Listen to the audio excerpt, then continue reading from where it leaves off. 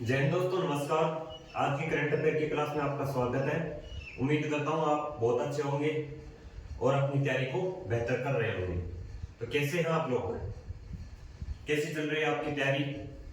तो आज की करंट अफेयर क्लास 25 मार्च 2025 की करंट अफेयर की क्लास हम स्टार्ट करेंगे। तो चलते हैं पहले क्वेश्चन पर। तो आज का पहला क्वेश्चन कौन सा है? पहला क्वेश्चन है भाषाई आधार पर। पहला क्वेश्चन है भाषाई आधार पर राज्यों की स्थापना का मार्ग प्रशस्त करने वाले पोट्टी श्री रामालू की 58 फुट की प्रतिमा कहां स्थापित की गई है? प्रश्न क्या है? वो है भाषाई आधार पर राज्यों की स्थापना का मार्ग प्रशस्त करने वाले पोट्टी श्री रामालू की 58 फुट की जो प्रतिमा है वो कहां पर स्थापित की गई है? तो वो प्रश्न लिखिए एक बार आप। प्रश्न क्या है? भाषाई आधार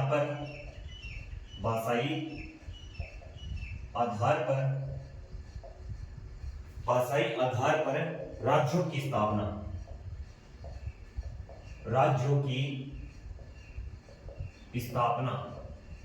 क्या पोट्टी श्री रामालू के जानते हैं क्या?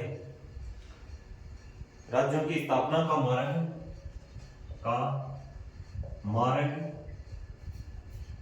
मार्ग प्रशस्त करने वाले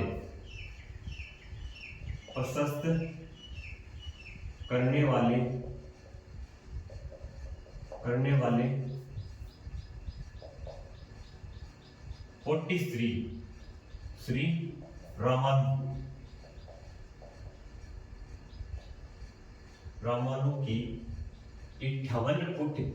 58 फीट की प्रतिमा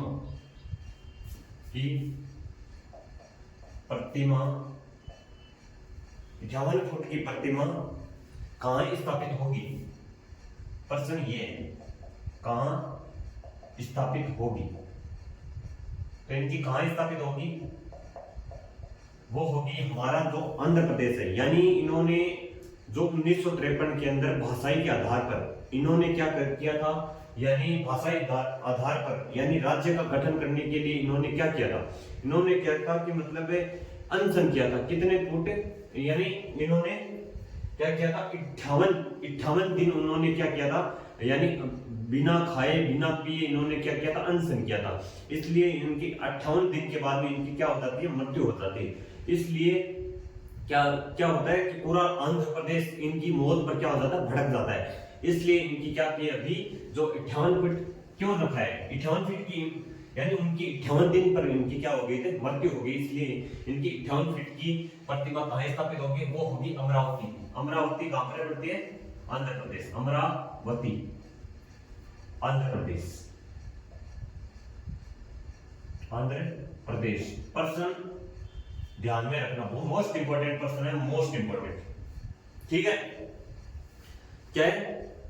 भाषाई आधार पर राज्य की स्थापना का मार्ग प्रस्तुत करने वाले पोट्टी श्री रामालू की 58 फीट की प्रतिमा कहां स्थापित होगी? तो कहां स्थापित होगी? तो इनकी स्थापित होगी अमरावती आंध्र प्रदेश के अंदर। ठीक है, आंध्र प्रदेश यानी अमरावती के अंदर। ठीक है, प्रश्न क्लियर है? चलिए नेक्स्ट क्वेश्चन पर। नेक्स्ट क्वेश्चन है हमारा, वो है हाल ही में एपिडा ने किस राज्य से सिंगापुर को एंथूरियम फूलों का पहला ऐतिहासिक निर्यात किया है? हाल ही में, प्रश्न लिखो, हाल ही में एपिडा ने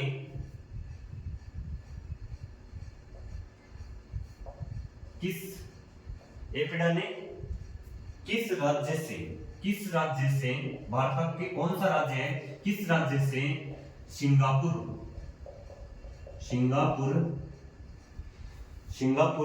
को एंथूरियम जो फूल होते हैं ना, एंथूरियम, कौन से? एंथूरियम फूल, एंथूरियम फूलों का पहला ऐतिहासिक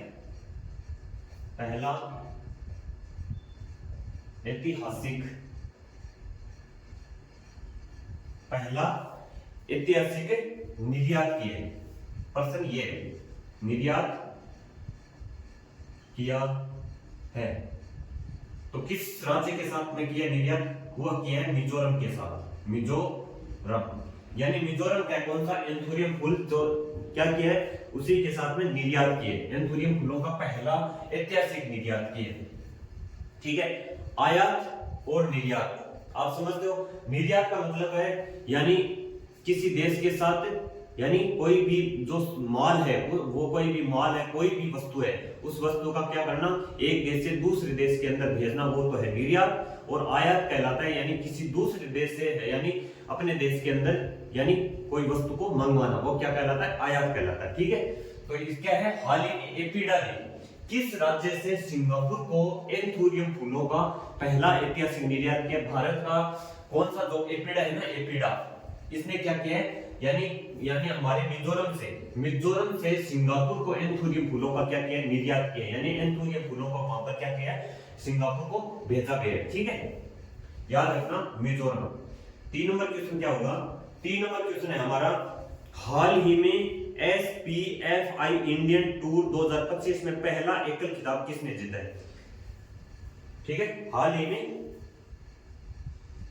प्रश्न है, हाल ही में SRFI,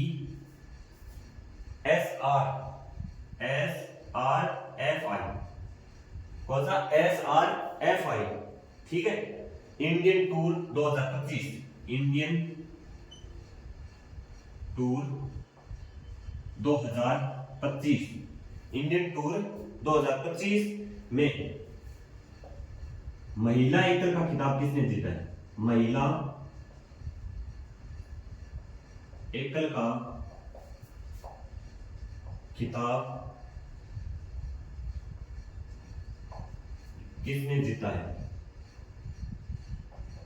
तो बताइए प्रश्न, किसने जीता है?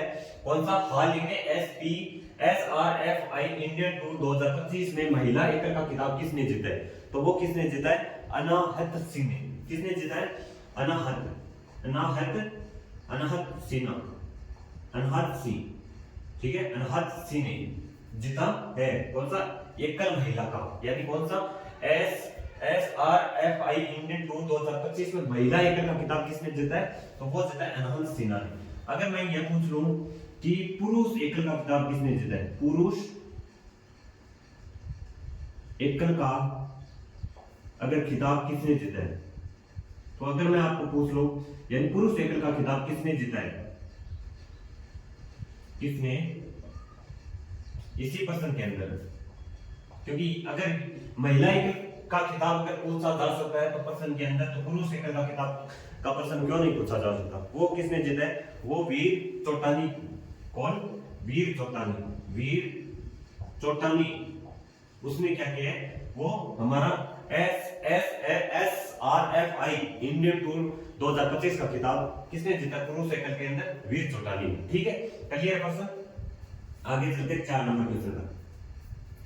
4 नंबर प्रश्न है, हाल ही में पर्पल फेस्ट 2025 का आयोजन कहां पर हुआ है? पर्पल फेस्ट 2025 का आयोजन, तो प्रश्न लिखो, हाल ही में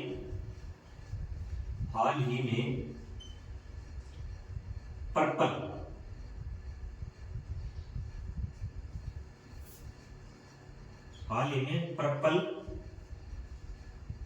फेस्ट 2025 का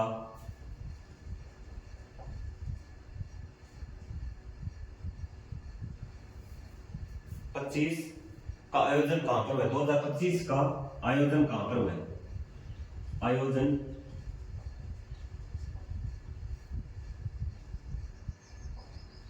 कहां पर?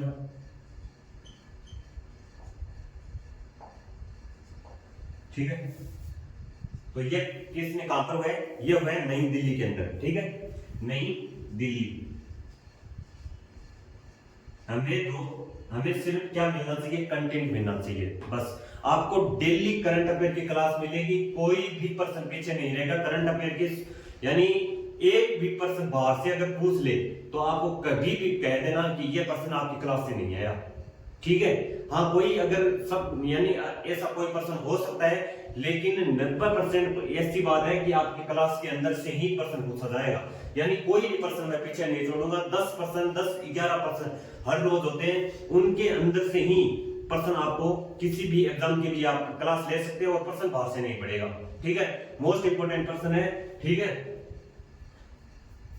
चाहे किस कैसे ही बोर्ड पर कराए, लेकिन हमें क्या है, हमें सिर्फ कंटेंट मिलना चाहिए। इतना हमें ध्यान रखना है कि हमें सिर्फ कंटेंट, अगला जो इंसान है कैसे भी पढ़ाए, चाहे बोर्ड पर लिख के पढ़ाए, पीडीएफ से पढ़ाए, या जो उनके पास में सुविधा वही उसी के हिसाब से अगला इंसान पढ़ाएगा ना। तो ठीक है, चलते आगे। नई दिल्ली, नई दिल्ली के अंदर कहां पर हुए, वो हुए राष्ट्रपति भवन, राष्ट्रपति भवन, राष्ट्रपति भवन के अंदर इनका आयोजन हुआ है। ठीक है, राष्ट्रपति भवन के अंदर इसका हाल ही में पर्पल फेस्ट 2025, पर्पल फेस्ट 2025 का आयोजन कहां पर हुआ है, तो वो हुआ है नई दिल्ली के अंदर। और नई दिल्ली के अंदर कहां पर, राष्ट्रपति भवन, राष्ट्रपति भवन के अंदर। ठीक है, क्लियर है। आगे चले हम 5 नंबर क्वेश्चन पर।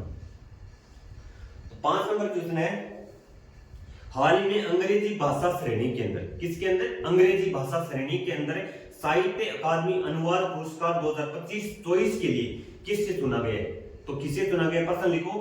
हाल ही में अंग्रेजी भाषा श्रेणी में साहित्य अकादमी अनुवाद पुरस्कार 2024 के लिए किसे चुना गया है, तो प्रश्न क्या है, हाल ही में अंग्रेजी भाषा श्रेणी के अंदर, हाल ही में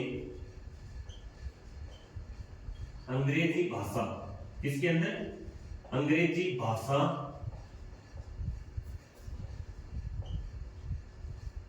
श्रेणी में साहित्य, साहित्य नाटक अकादमी, ठीक है, साहित्य अनुवाद पुरस्कार, साहित्य अकादमी अनुवाद, अनुवाद पुरस्कार हाल ही में अंग्रेजी भाषा श्रेणी में साहित्य अकादमी अनुवाद पुरस्कार 2024 के लिए, 2024 के लिए किसे चुना गया है, किसे चुना गया है, तो वो किसे चुना गया है, तो वो चुना गया है हमारे किसकी, जो एक हमारी जो कविता है वो हमारे ख्वाहिशें ऐसी, हमारी ख्वाहिशें ऐसी। ठीक है, लिखो, हमारी ख्वाहिशें ऐसी, कैसी, ऐसी, हमारी ख्वाहिशें ऐसी, कैसी, हमारी ख्वाहिशें ऐसी। ठीक है, लेखक कौन है, अनीसुर रहमान इसके लेखक है। इसी कविता के लेखक कौन है, लेखक लिखो, आपने लेखक लिख लो, अनीसुर, अनीसुर है, अनीसुर रहमान, अनीसुर, अनीसुर रहमान, अनीसुर रहमान।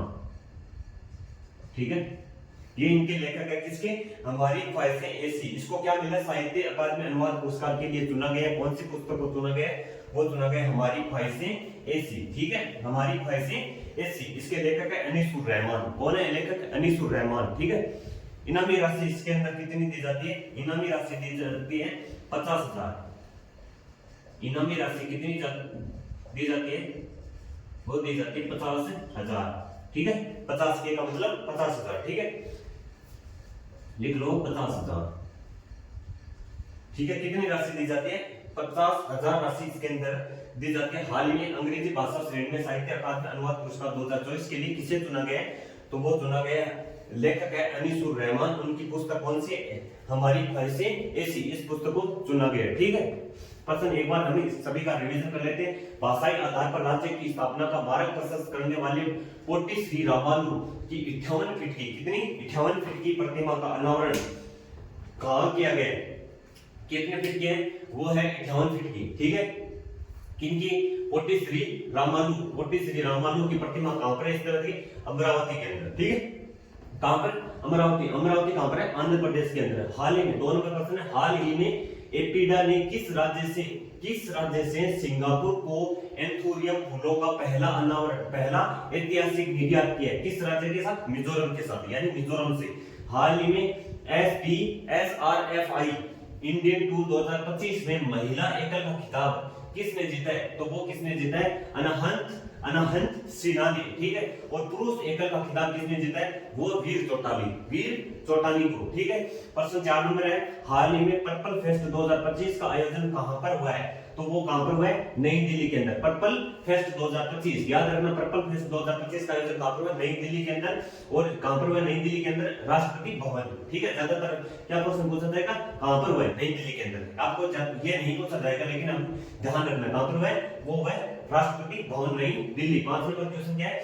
हाल ही में अंग्रेजी भाषा श्रेणी में साहित्य अकादमी अनुवाद पुरस्कार 2024 के लिए किसे चुना गया था? किसे चुना गया है? वो हमारी ख्वाहिशें ऐसी एक कविता है, उस कविता को क्या मिला है? साहित्य अकादमी अनुवाद पुरस्कार 2024 के लिए मिला है, ठीक है। हमारी ख्वाहिशें ऐसी, ठीक है। ये इनामी राशि इसके अंदर कितनी दी जाती है? 50,000 इसके अंदर इनामी राशि दी जाती है। और लेखक कौन है? किसके? हमारी ख्वाहिशें ऐसी। इसके लेखक कौन है? इसके लेखक है अनीसुर रहमान। कौन है लेखक? अनीसुर रहमान इनके क्या है? लेखक है, ठीक है। ये हमारे 5 प्रश्न हो गए। आगे 6 नंबर क्वेश्चन पर चलते हैं। तो आपको इनको एक क्या आपने उतार लिया इनको, यानी कॉपी में नोट कर लिया क्या? ठीक है। इनको नोट करने के बाद में हम चलते हैं अगले नेक्स्ट क्वेश्चन पर, ठीक है। तो इनको हम एक बार मिटा देते हैं, ठीक है।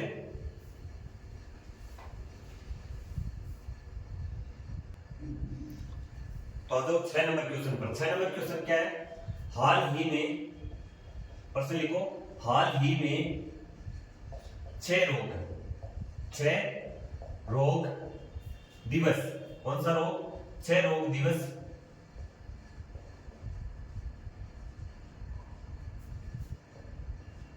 कब मनाया गया? 6 रोग दिवस कब मनाया गया? कब मनाया गया है? हाल ही में 6 रोग दिवस कब मनाया गया है? तो ये कब मनाया गया? 24 मार्च को, ठीक है। कब मनाया गया?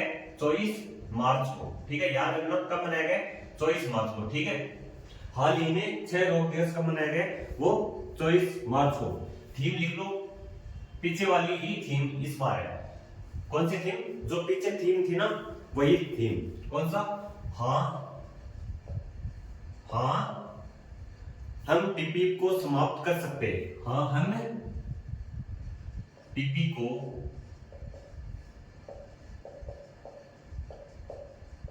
समाप्त कर सकते हैं।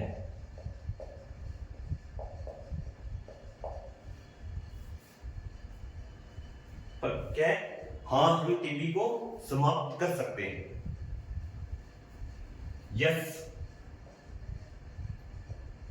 Yes we can end TB. We can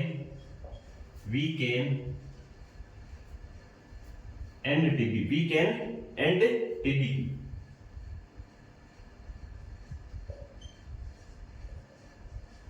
ठीक है। हाँ हम टीबी को समाप्त कर सकते हैं। Yes we can end TB, ठीक है। ये इसकी क्या थी? थीम थी। आगे चलते हैं 7 नंबर क्वेश्चन पर।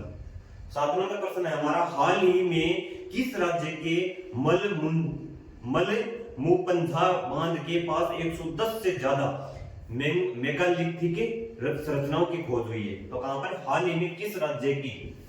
हाल ही में लिखो, हाल ही में किस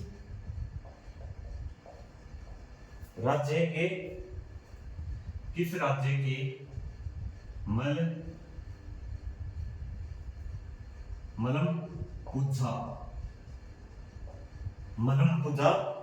बांध के पास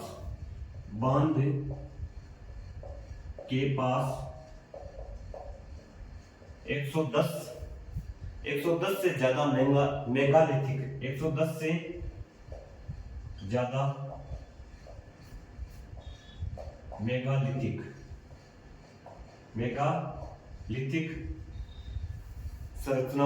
मेगालिथिक संरचनाओं की खोज हुई। संरचनाओं क्या हुई है? संरचनाओं की खोज हुई है।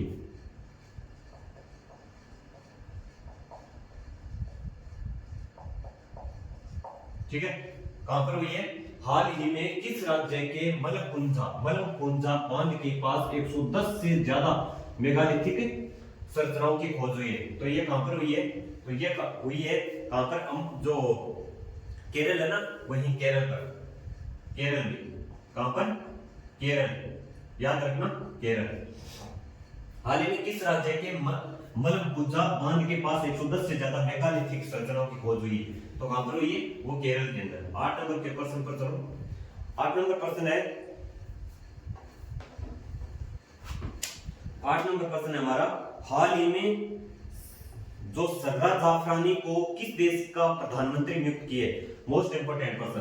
हाल ही में, क्योंकि किसी भी राज्य की यानी कोई भी देश है, उस देश का कोई प्रधानमंत्री या राष्ट्रपति पूछा ही जाता है। आजकल कहां से प्रश्न बन जाए पता नहीं चलता, यानी इनका तो सबसे ज्यादा ट्रेंड चल रहा है। यानी किसी ने कोई भी देश है, उस देश का कौन प्रधानमंत्री बने, किसको हटाया गया, किसको प्रधानमंत्री नियुक्त किया गया और किसको हटाया गया, ठीक है, वो ज्यादातर पूछा जाता है। ठीक है, तो हाल ही में सर्रा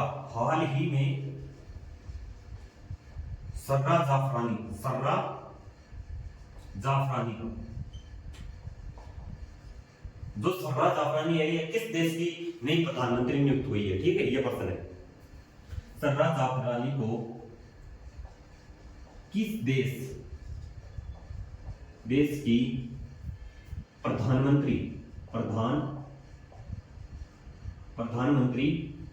प्रधानमंत्री नियुक्त किया गया है?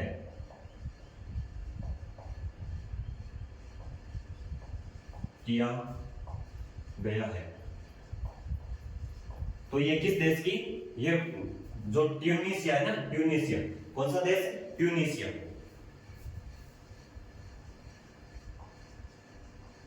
ट्यूनीशिया देश की प्रधानमंत्री बनी है। ठीक है, कौन सा देश की? ट्यूनीशिया की। कौन है? सर्रा जाफरानी को किस देश की प्रधानमंत्री नियुक्त किया गया है? तो वो है ट्यूनीशिया। इससे पहले कौन सी प्रधानमंत्री थी? यहाँ पर कौन थी? जो कामिल मद्दोरी को हटाया गया। यहाँ पर किसको हटाया गया? कामिल मद्दोरी को, यानी उसको क्या कर दिया? हटाया गया है।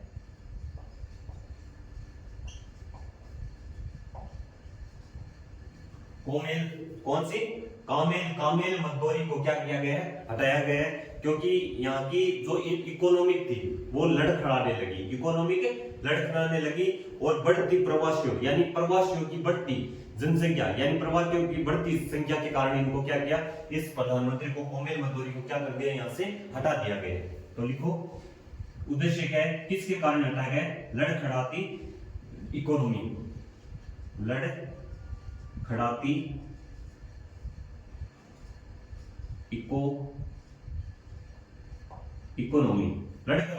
इकोनॉमी के कारण। ठीक है, लड़खड़ाती इकोनॉमी के कारण और बढ़ती प्रवासियों की संख्या के कारण। ठीक है, इनको क्या कर दिया गया? हटा दिया गया, बढ़ती प्रवासियों की संख्या के कारण। ठीक है, अब आते हैं 9 नंबर क्वेश्चन पर। 9 नंबर हमारा प्रश्न क्या है? वो है, हाल ही में कौन सा? $92 बिलियन मूल्य के दुनिया के सबसे बड़े सफेद हाइड्रोजन भंडार की खोज कहां पर हुई? तो इसकी कहां पर हुई है? हाल ही में कितना डॉलर? $92 बिलियन मूल्य के दुनिया के सबसे बड़े सफेद हाइड्रोजन भंडार की कहां पर खोज हुई है? Most important question. हाल ही में $92 बिलियन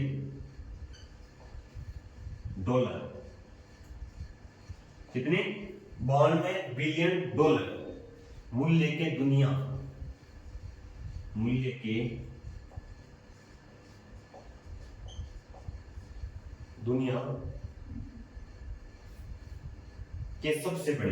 के सबसे बड़े दुनिया के सबसे बड़े सफेद हाइड्रोजन भंडार, सफेद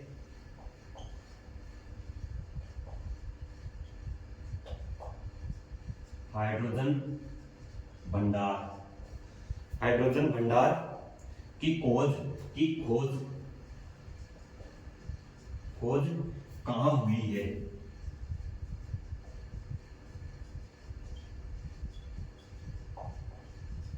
कहां हुई है? तो ये कहां पर हुई है? ये हुई है फ्रांस के अंदर। कहां पर हुई है? फ्रांस के अंदर। ठीक है, कहां पर हुई है? फ्रांस कहां पर हुई है? फ्रांस में। ठीक है, कहां पर हुई है? फ्रांस के अंदर। ठीक है, जो भंडार मिला है वो भंडार कितने टन का है? वो है 46, कितना? 46 मिलियन टन का भंडार। कितने का है? 46 मिलियन टन का, मिलियन टन का इनका भंडार है। ठीक है, और ये फ्रांस के मोशेल क्षेत्र की मिट्टी में मिला है। ठीक है, इनको लिखने की जरूरत नहीं, लेकिन ये भंडार कितने? 46 मिलियन टन का भंडार है। प्रश्न है, हाल ही में $92 बिलियन मूल्य के दुनिया के सबसे बड़े सफेद हाइड्रोजन भंडार की खोज कहां पर हुई है? तो वो हुई है फ्रांस के अंदर। ठीक है, प्रश्न क्या है? हाल में $92 बिलियन मूल्य की दुनिया के सबसे बड़े सफेद हाइड्रोजन भंडार की जहां कहां पर मिला है? वो मिला है फ्रांस के अंदर। ठीक है, 10 नंबर प्रश्न लिखो। 10 नंबर है, हाल ही में R.K. श्री राम कुमार को संगीत का कला निधि पुरस्कार के लिए चुना गया है। इनका संबंध किससे? तो ठीक है, इनका संबंध है वायलिन से। ठीक है, R.K. श्री राम कुमार को, प्रश्न लिखो पूरा। हाल ही में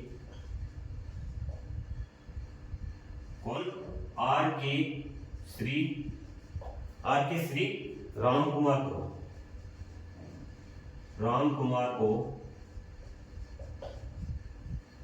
कुमार को संगीत का कौन सा? संगीत का कला निधि पुरस्कार के लिए। कौन सा? कला निधि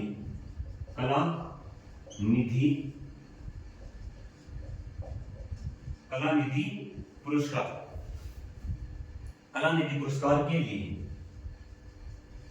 किसके लिए? कला निधि पुरस्कार के लिए क्या मिला इनको? चुना गया है।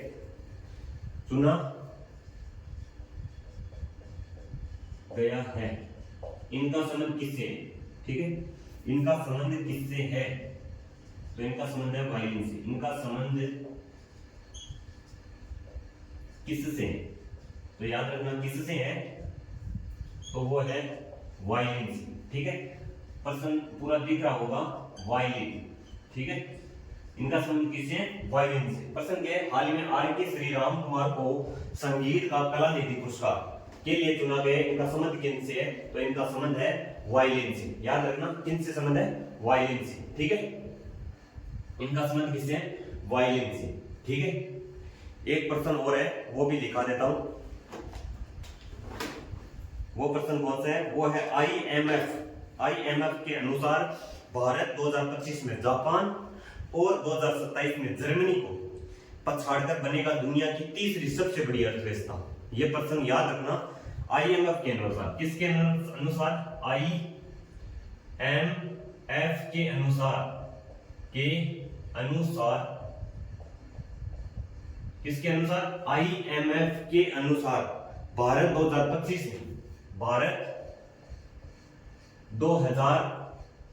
में जापान और 2027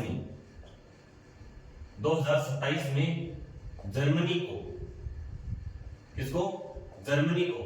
IMF के अनुसार भारत 2025 को जापान को और 2027 में जर्मनी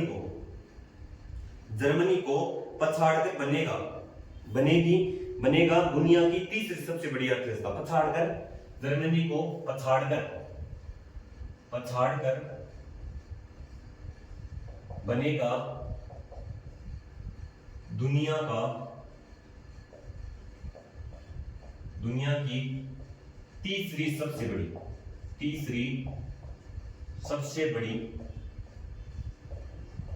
बड़ी अर्थव्यवस्था। ठीक है, अर्थव्यवस्था। दिख गया होगा सवाल। पहला कौन है? पहला है अमेरिका, उसके बाद में दूसरा कौन है? चीन, और उसके बाद में तीसरे स्थान पर कौन बनेगा? वो हमारा भारत बनेगा। यानी किसके अनुसार? आईएमएफ 2000 यानी आईएमएफ के अनुसार भारत 2025 में जापान और 2027 में जर्मनी को पछाड़कर बनेगा दुनिया की तीसरी सबसे बड़ी अर्थव्यवस्था। पर्सन पूरा दिख रहा है क्या?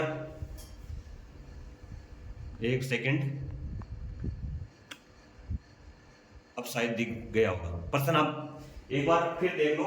पर्सन क्या है? आईएमएफ के अनुसार भारत 2025 के अंदर जापान और 2027 में जर्मनी को पछाड़कर बनेगा दुनिया की तीसरी सबसे बड़ी अर्थव्यवस्था। ठीक है, आईएमएफ के अनुसार। किसके अनुसार? आईएमएफ के अनुसार। ठीक है, भारत 2025 में जापान और 2027 में जर्मनी को पछाड़कर बनेगा दुनिया की तीसरी सबसे बड़ी अर्थव्यवस्था। ठीक है, पहले स्थान पर कौन सा है? प्रथम स्थान पर है यूएसए। ठीक है, और सेकंड स्थान पर कौन सा है? वो है चीन। ठीक है, चाइना। ठीक है, याद रहेगा। और तीसरे स्थान पर कौन आ जाएगा? अपना भारत आ जाएगा। ठीक है, 6 नंबर क्वेश्चन एक बार रिवीजन कर लेते हैं। हाल ही में 6 रोग दिवस कब मनाया गया? तो 6 रोग दिवस कब मनाया गया? 24 मार्च को। ठीक है, थीम क्या है? हाँ, हम टीबी को समाप्त कर सकते हैं। Yes, we can end TB. ठीक है, 7 नंबर क्वेश्चन है, हाल ही में किस राज्य के मलम पुंजा बांध के पास में 110 से ज्यादा मेगालिथिक संरचनाओं की खोज हुई है? तो वो खोज कहां पर हुई है? केरल के अंदर। ठीक है, किसकी? मेगालिथिक जो संरचना है, उन संरचनाओं की खोज कहां पर हुई है?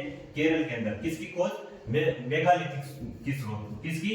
मेगालिथिक संरचना। प्रश्न पूछ रहे हैं मेगालिथिक संरचना का संबंध किससे? मेगालिथिक संरचनाओं की खोज कहां पर हुई है? मेगालिथिक संरचनाओं की खोज हुई है कहां पर हुई है? केरल के अंदर। ठीक है, प्रश्न इतना याद रखना, मेगालिथिक संरचनाओं की खोज कहां पर हुई है? वो ही है केरल के अंदर। ठीक है, और टीबी दिवस कब मनाया गया? 24 मार्च को। ठीक है, इतना। हाल ही में सर्रा जाफरानी किस देश की प्रधानमंत्री नियुक्त की है? तो कहां पर? ट्यूनीशिया देश की। ठीक है, और उससे पहले किसको हटाया गया? इससे पहले कौन थी?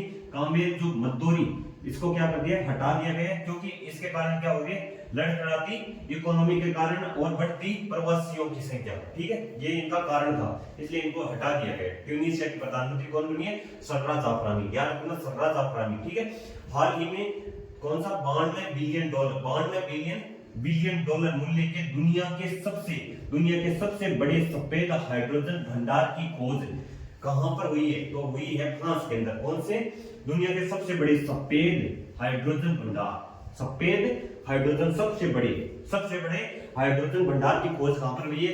वो हुई है फ्रांस के अंदर। ठीक है, 10 नंबर क्वेश्चन क्या है? हाल में आर के श्री राम कुमार। ठीक है, आर के श्री राम कुमार को संगीत का किसके लिए संगीत का कौन सा? कलानिधि पुरस्कार के लिए किसे चुना गया? तो वो चुना गया है किसको? आर के श्री राम कुमार को। इनका संबंध किससे है? वायलिन से। इनका संबंध है वायलिन से। वायलिन जो वादक है, वायलिन वादक, ये एक क्या है? वायलिन क्या है? एक वादक है, यानी बजाने वाला। वायलिन जो बजाया जाता है ना, वो एक वायलिन वादक है। उसके वायलिन वादक के कौन है? एक ये संगीतकार है। कौन है? आर के श्री राम कुमार, जिनको क्या मिला? कलानिधि पुरस्कार के लिए इनको चुना गया है। ठीक है, और लास्ट क्वेश्चन, आईएमएफ के अनुसार 2025 में जापान को और 2027 के अंदर किसको? 2025 में जापान को और 2027 के अंदर जर्मनी को पछाड़कर बनेगा दुनिया की थर्ड सबसे बड़ी अर्थव्यवस्था इकोनॉमी। तो क्लास बीच में थोड़ी रुक गई थी, इसके लिए मैं थोड़ी आपसे क्षमा मांगता हूं। तो ठीक है, तो प्रश्न क्या था हमारा? आईएमएफ के अनुसार भारत 2025 में जापान और 2027 में जर्मनी को पछाड़कर दुनिया की बनेगी तीसरी सबसे बड़ी अर्थव्यवस्था। ठीक है, यह थी हमारी क्लास आज की। तो उम्मीद करता हूं आपको क्लास अच्छी लगी होगी।